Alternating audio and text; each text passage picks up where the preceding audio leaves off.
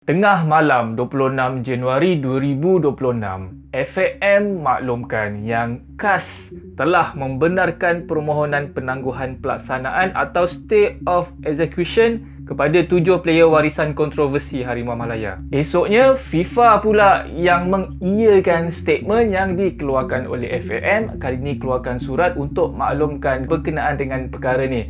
Kalau korang lupa siapa nama 7 player warisan kontroversi ni, aku sebut seorang-seorang. Facundo Garces, Rodrigo Holgado, Imanol Makuka, Joao Figueiredo, Gabriel Palmeiro, John Irazabal dan Hector Hevel. So maksudnya hukuman pergantungan 12 bulan yang dikenakan oleh FIFA pada 26 September 2025 sekarang ni ditangguhkan, bukan terbatal. Basically hukuman pergantungan 12 bulan tu tertangguh di bulan keempat.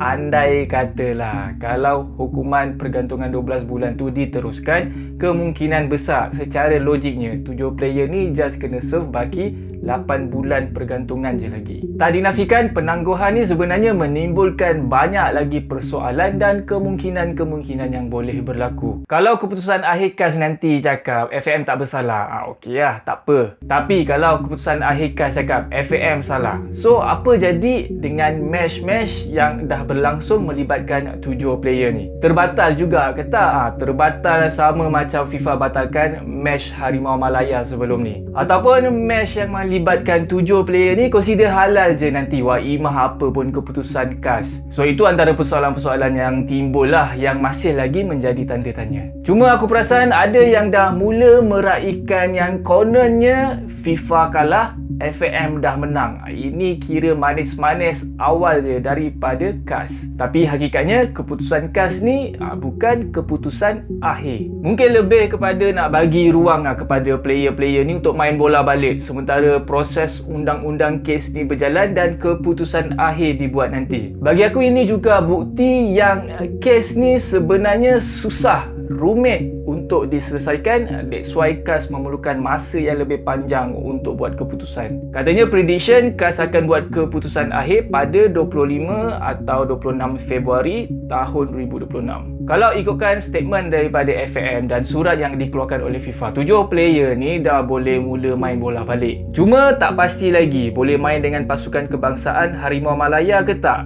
Benda ni pun AFC tengah semak dengan FIFA semula. Bulan Februari ni pun tak ada apa-apa match Harimau Malaya. So mungkin bolehlah tunggu sampai KAS buat keputusan akhir di penghujung Februari nanti. Lepas tu baru kita tahu 7 player ni boleh beraksi dengan skuad Harimau Malaya untuk match terakhir, match penentu kelayakan Piala Asia 2027 di antara Vietnam bertemu dengan Malaysia pada 31 Mac 2026. Lepas tu bulan 7 pula dah ada Piala AFF. Tapi yang confirm dan yang lagi penting, 7 player ni boleh turun main bola dan training dengan kelab masing-masing. 4 bulan tak ada competitive match. Pisang juga player-player ni. Gabriel Palmeiro antara yang pantas update IG story dia sebab teruja dapat main bola balik. Cuma masalah sekarang ni dia tak join mana-mana kelab sebab kontrak dia bersama dengan kelab sebelum ni, Tenerife, ditamatkan serta-merta lepas dapat tahu kes pemalsuan dokumen tu. Transfer window Januari sekarang ni masih open lagi. Kalau tak sempat cari kelab dekat Spain ke dekat Europe tu, mungkin boleh consider lah Ricky kelab-kelab yang bermain dalam Liga Malaysia. Rodrigo Holgado, ada kabar angin kontrak dia dengan Amerika di Cali akan ditamatkan dan dia pun katanya nak bersara main bola. Tapi dengan berita penangguhan ni, dia dijangka akan buat U-turn. Holgado tak jadi bersara, serve baki kontrak dia dengan kelab Amerika di Cali. Kelab pun tak payah pening-pening nak spend duit cari player baru untuk ganti Holgado. Facundo Garces pun masih ada lagi baki kontrak dengan Alaves. Sebelum ni pada Januari 2025 dah sign kontrak 3 tahun setengah.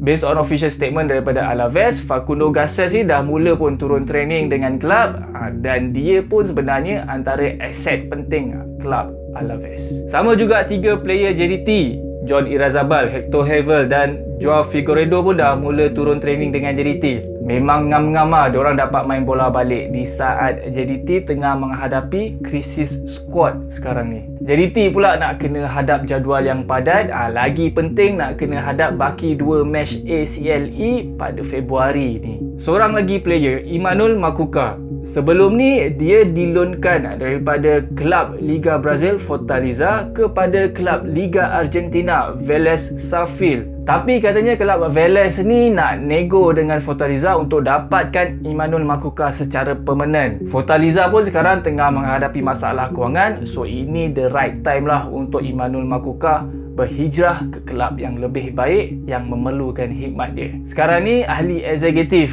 FAM pun semua dah meletakkan jawatan. Kita tak minta banyak, kita doakan semoga Allah menyelamatkan bola sepak Malaysia.